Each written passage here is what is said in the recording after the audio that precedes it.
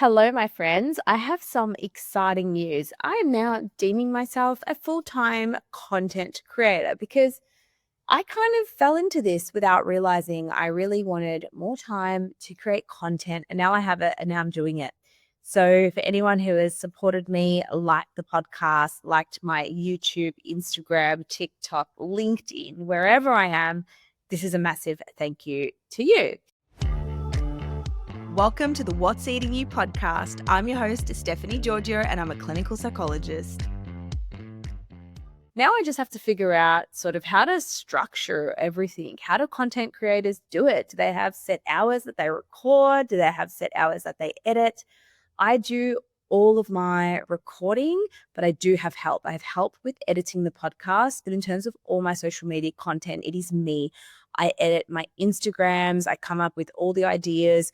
I get inspiration from other people's videos, but I do a lot. I do all of it, do all the editing, all of the captions,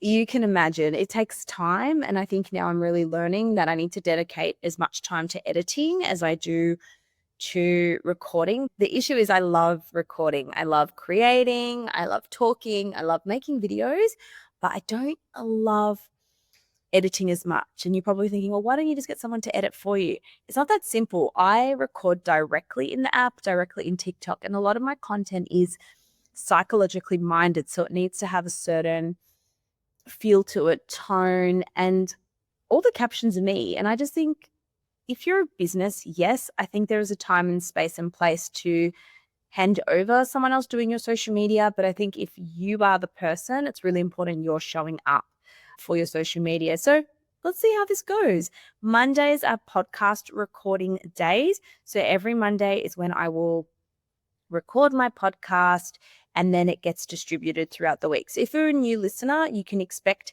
to have episodes Monday, Wednesday, and Friday. If I skip a day, apologies in advance. And now that I'm a full-time content creator, that shouldn't be a problem because we've got the time. So let's get into it. Today's episode is about signs you should get assessed for ADHD, or you ought to think about it really seriously. And I wanted to do this episode because a lot of people think, I think I've got it. I don't know. Should I get assessed? Is it hard? What do I need to do? So rather than living your life guessing, I came up with this really simple toolbox or questions you can ask yourself to determine if you want to get assessed and what might be the case. So let's get into it.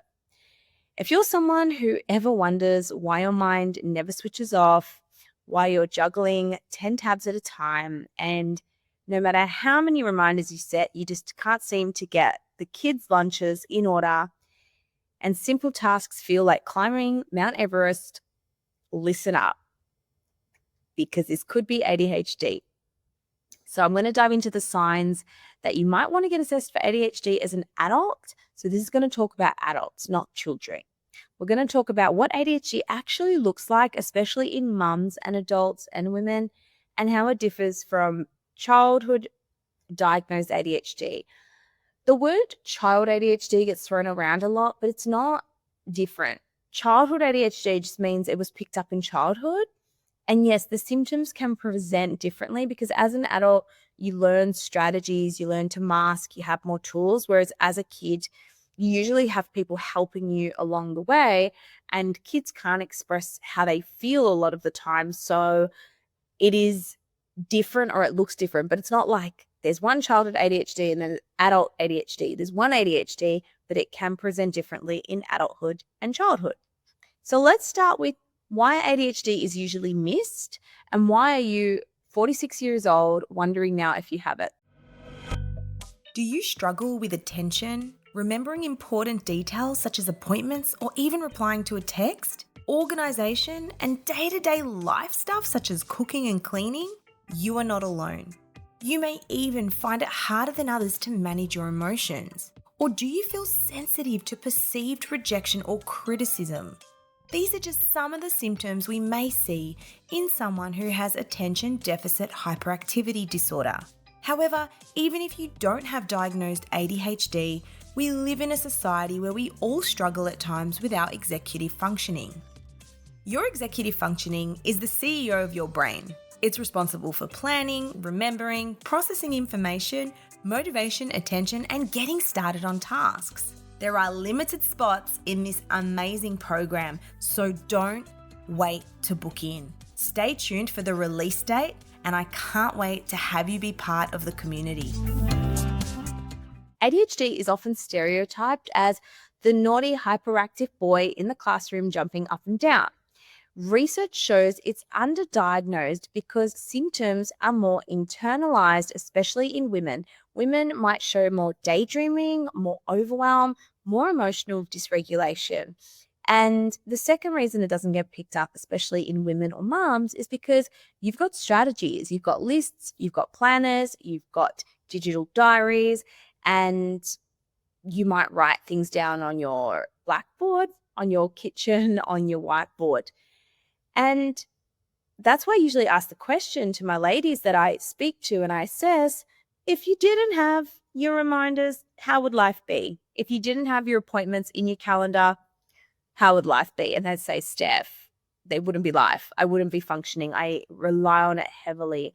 So for many mums or women with ADHD is often masked as mental load, or it's usually called the mental load of parenting. They usually think it's just parenting, it's just life, but the chaos feels more than just normal parenting stress, and it feels like it never gets better.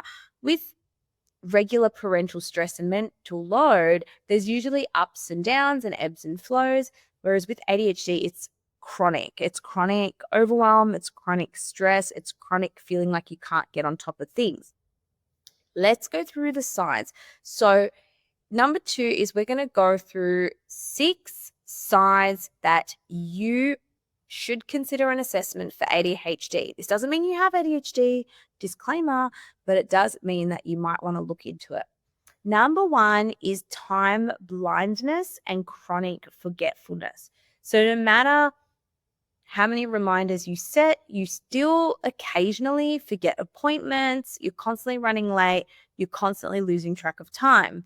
You forget to pack the kids' lunches despite remembering, or you forget to pick the kids up from school, or you forget that they have activities after school, even though you remembered yesterday. Now, with time blindness, people with ADHD, they usually have 2 clocks, now, not now. And this can mean they're either late for appointments, or many women with ADHD are hyper early or super early to appointments because they're scared of being late. Sign number 2 is procrastination and task paralysis. But Steph, doesn't everybody procrastinate? Yes, but to a lesser degree.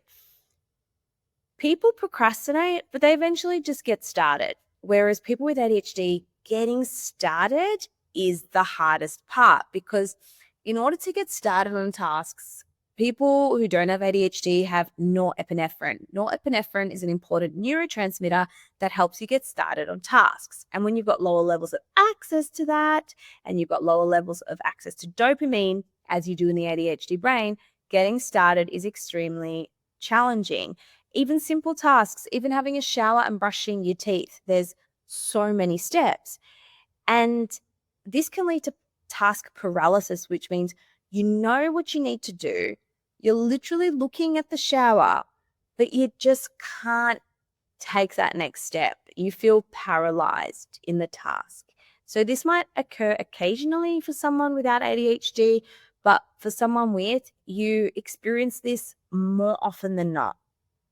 Sign number 3 that you should consider an ADHD assessment is emotional dysregulation. And all this means is that you're very quick to anger, to get irritable, to get tearful, and to get overwhelmed, especially over small things. And remember, this is consistent. Yes, many mums are emotional and cry over an ad or a commercial or a podcast, but if it's happening constantly and for as long as you can remember, it could be ADHD, because people with ADHD, they struggle to regulate and control their emotions, and These are now being recognized as core parts of ADHD in adults. Even though emotion regulation, it's not in the DSM-5, we see it a lot in everyone. I don't think I've met anyone with ADHD that doesn't struggle with this to some extent.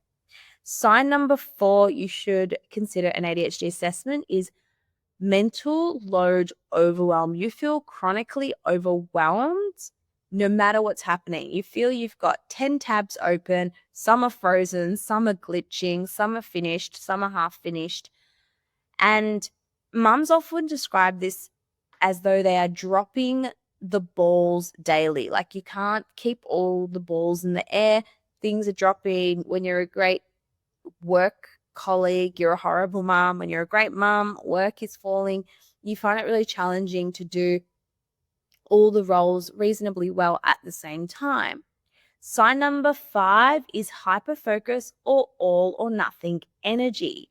You start something, but you don't finish it. You get so excited about this new craft kit that you're going to start, but then after a week, it's boring. You don't even remember it. And yes, people without ADHD can do this too, but it's a chronic pattern in ADHD. You start crafts, you don't do it. You start gaming, you don't do it. You get Lego, you don't do it. And hyperfocus can fit into this because that all or nothing thinking can mean that you become hyper-focused on something. You can become hyper-focused on a TV show, on a craft, on mapping out a new diet that you're going to do.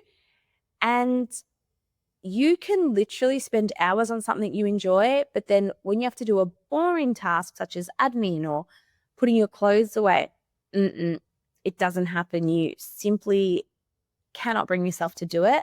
And then this brings a lot of secondary shame and guilt and feeling really disappointed with yourself because then you criticize. And I think this isn't on my list, but having a really strong inner critic is often a sign of ADHD in women. Why can't you do it? It's so simple.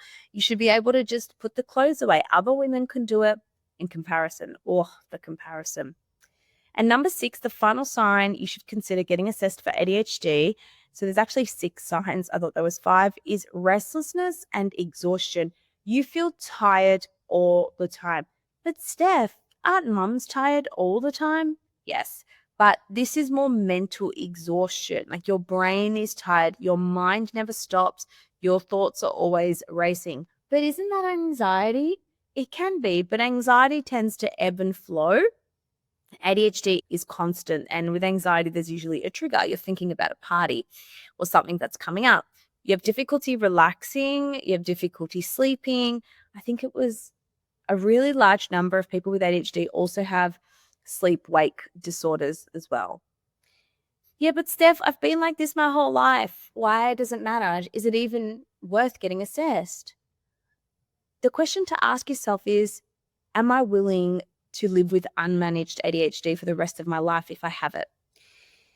People who leave ADHD unmanaged have higher risks of depression, anxiety, and eating disorders.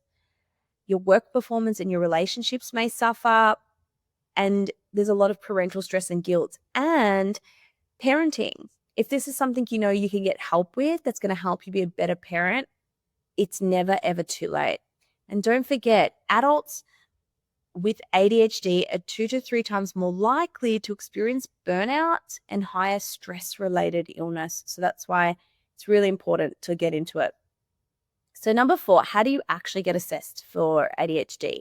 Well, step 1 is you can meet with a professional. Now, this can be a doctor who can refer you either to a psychologist or a psychiatrist, or you can go directly to a psychiatrist or a psychologist. Feel free to get in touch with us because we will help you with this process on what referrals you need. You don't need a referral, but you can have some.